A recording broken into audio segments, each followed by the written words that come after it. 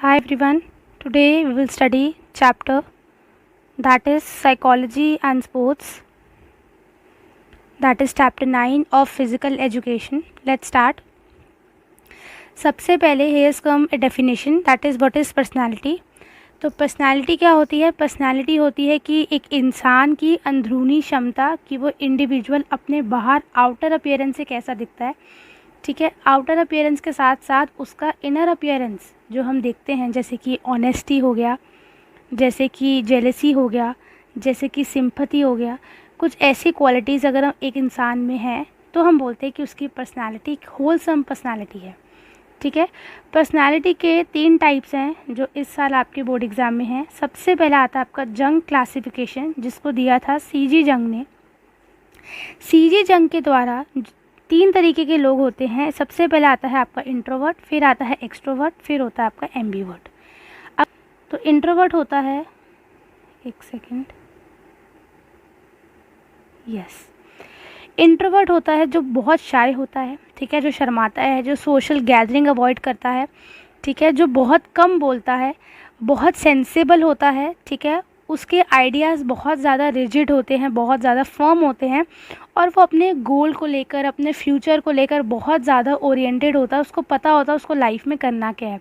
फिर आते हैं अपने एक्सट्रोवर्ट लोग. एक्सट्रोवर्ट होते हैं जो हर जगह किसी से भी घुल मिल जाते हैं. ये बहुत फ्रेंडली होते हैं, आउटगोइंग होते हैं, टॉकेटिव होते हैं, इनको हम चैटर बॉक्स भी बोलते हैं. ये बहुत ज़्यादा सोशल होते हैं नेचर में. ये बहुत ज़्यादा करेजियस होते हैं, मतलब ये किसी काम को करने से पहले डरते नहीं हैं. ठीक है, ये बिल्कुल भी हेजिटेट नहीं करते किसी से भी बात करने से, और इनके डिसीजंस लाइफ में हमेशा क्विक होते हैं. ये हमेशा क्विक डिसीजंस लेते हैं. लास्ट हमारा आता है एम्बीवर्ट. एम्बीवर्ट होता है जो कि both type of qualities possess करता है, मतलब वो डिपेंड करता है उस पर्सन पे.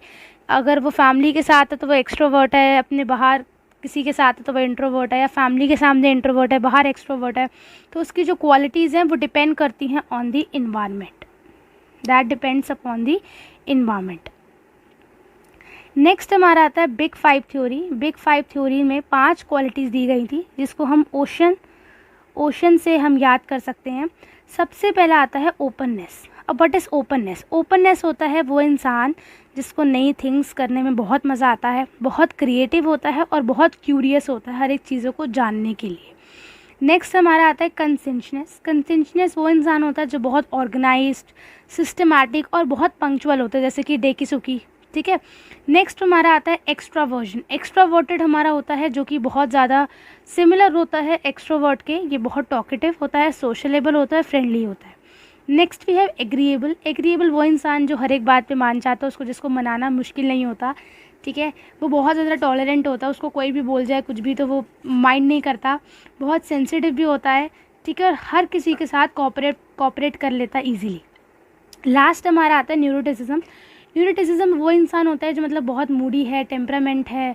ठीक है, हर एक बात पे गुस्सा हो जाता है, उसको बहुत जल्दी उसका तापमान बढ़ता है और उतना जल्दी ठंडा भी हो जाता है. That is neuroticism. जो एक मूडी है, कभी कभी इरिटेट हो जाता है, इरिटेटिंग करेक्टर्स, इरिटेटिंग बातें करने लग जाता है, तो दैट इज़ इरिटेबल.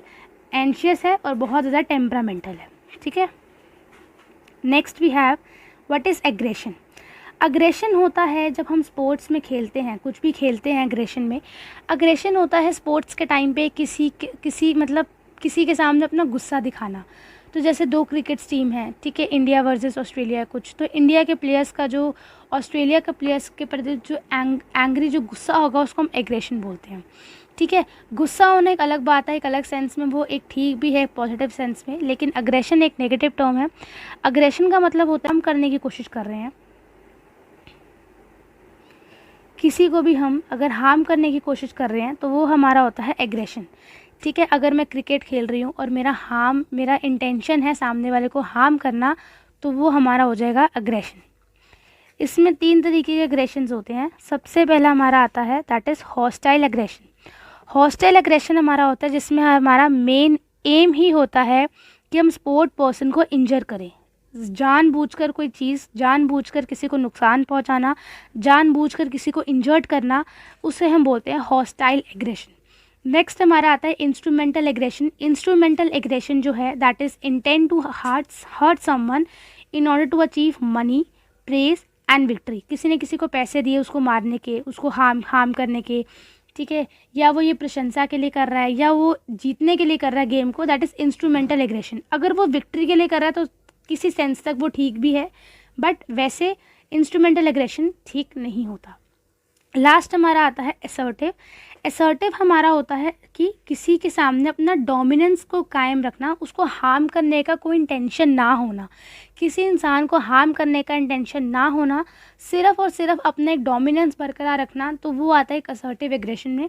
अगर आपके इस डोमिनेंस से उस सामने वाले को चोट लग जाती है या सामने वाला हार्म हो जाता है, तो वो एक एक्सीडेंटल केस है और एक अनइंटेंशनल इंजरी है। वो आपने जानबूझकर वो चीज़ नहीं करी, वो आपसे गलती से हो गई आपके एग्रेशन के द्वारा, वो हमारा होता है असर्टिव एग्रेशन।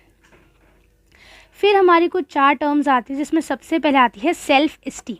सेल्फ इस्टीम हमारी होती है कि आप अपने आप को एज अ पर्सन कैसे वैल्यू करते हो और कैसे आप अपने आप को रिस्पेक्ट करते हो।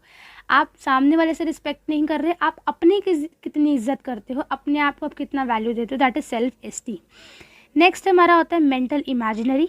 मेंटल इमेजिनरी होता है कि अपने आप को उस इन्वायरमेंट में रखना, ठीक है, जैसे कि एक इंसान है जिसका अगले दिन कोई फुटबॉल मैच है, तो वो एक दिन पहले उस पूरे सिचुएशन को, उस पूरे फुटबॉल ग्राउंड को, सबको इमेजिन कर रहा है, ठीक है, और उस स्पेसिफिक एक्टिविटी को खेल रहा है अपने मन में कि अगर ऐसा होगा तो मैं क्या करूँगा, ऐसा होगा तो मैं क्या करूँगा।